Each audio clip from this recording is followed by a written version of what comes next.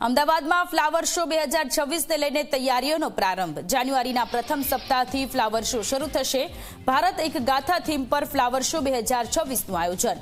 રિવરફ્રન્ટના પશ્ચિમ કિનારે વિશાળ એરિયામાં આયોજન। ઇવેન્ટ સેન્ટરથી ફ્લાવર ગાર્ડન સુધીના વિસ્તારમાં આયોજન છે। સ્કલ્પચર, ફ્લાવરિંગ સહિતની કામગીરી માટે કરોડોનો ખર્ચ થશે। પૌરાણિકતાથી આધુનિકતા સુધીના સમયને પ્રદર્શિત કરાશે।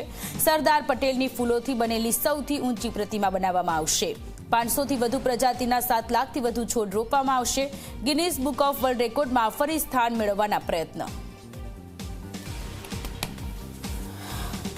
ભારત એક ગાથા આ થીમ પર આખો કાર્યક્રમ કર્યો છે। અલગ અલગ ઝોન પાડવામાં આવ્યા છે। જેમ ગઈ વખતે ઝોન હતા એ પ્રકારે એમાં બાળકોના મનોરંજન માટેનો એક ઝોન છે। આ ઉપરાંત ભારતીય નૃત્ય એટલે અલગ અલગ નૃત્ય જે કલા છે એનું પણ છે। આપણને સૌને ખબર છે ગરબાને ગયા વર્ષે જ ઇન્ટેન્જિબલ તરીકે યુનેસ્કોએ માન્યતા આપી, તો એનું પણ સ્કલ્પચર રહેવાનું છે। આ ઉપરાંત અલગ અલગ તહેવારો, દિવાળી છે, બિહુ છે, આના પણ સ્કલ્પચર ત્યાં મુકાવાના છે। અલગ અલગ 127 પ્રકારના જે સ્કલ્પચર છે એ ત્યાં મુકાવાના છે। જે 2 વર્લ્ડ રેકોર્ડ કરવા માટેનું આયોજન કોર્પોરેશન કરી રહ્યું છે એમાંનું એક એટલે સરદાર પટેલની 100મી જન્મજયંતિ, એનું એક વિશાળ પોર્ટ્રેટ એ અમે ત્યાં મૂકવાના છે ફ્લાવરનું। અને આ ઉપરાંત બીજું જે છે એ જે મંડાલા આર્ટ છે એ મંડાલાનું સ્કલ્પચર જે છે એ જમીન ઉપર મૂકી અને બિગેસ્ટ મંડાલા ફૂલોથી બનેલું જે મંડાલા છે એ માટેનું આયોજન પણ ગિનીસ બુક ઓફ વર્લ્ડ રેકોર્ડની જે ટીમ છે એની સાથેનું આયોજન થઈ ગયું છે।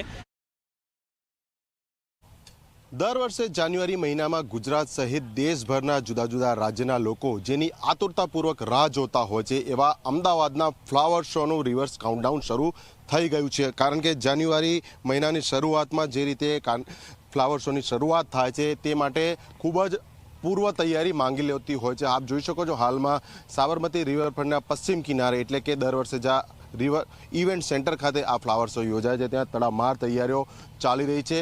આ વખતે આધુનિકતાની સાથે પૌરાણિકતાનો સંગમ એટલે ભારત એક ગાથા થીમ ઉપર વિવિધ ફૂલોના સ્કલ્પચર તૈયાર કરવામાં આવી રહ્યા છે। અને સામેની તરફ આપણે જે દ્રશ્યો જોયા, જે પૌરાણિક કથા છે કે દેવો અને દાનવો વચ્ચે સમુદ્ર મંથનનું જે યુદ્ધ થયું હતું, પછી તેમાંથી જે વિષ નીકળ્યું હતું તો ભગવાન શંકરે તે વિષ ગટગટાવ્યું હતું। એટલે આખો આ એક જે પૌરાણિક પ્રસંગ છે તેની આબેહૂબ પ્રતિકૃતિ અહીંયા ઊભી કરવામાં આવી રહી છે।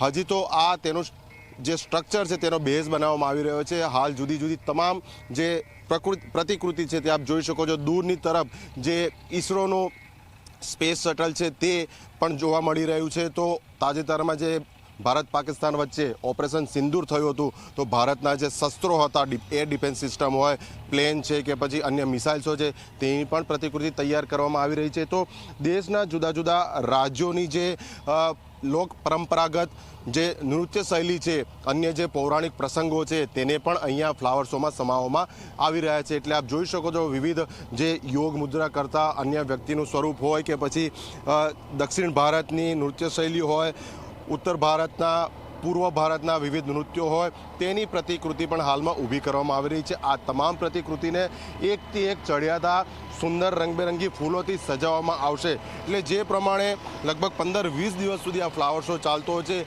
લાખો મુલાકાતીઓ અહીંયા સહપરિવાર ઉમટતા હોય છે, જેના દ્રશ્યો આપણે ભૂતકાળમાં પણ જોયા છે। એટલે હાલ તંત્રએ તડામાર તૈયારીઓ શરૂ કરી દીધી છે અને મુખ્યમંત્રી તરફથી આખરી સમય આવે તે રીતે જાન્યુઆરીના સંભવતઃ પ્રથમ મહિનામાં જે ફ્લાવર શો છે તેની વિધિવત શરૂઆત કરી દેવામાં આવશે। કેમેરા પર્સન SP શર્મા સાથે અર્પણ કાયદાવાલા, ઝી મીડિયા, અમદાવાદ।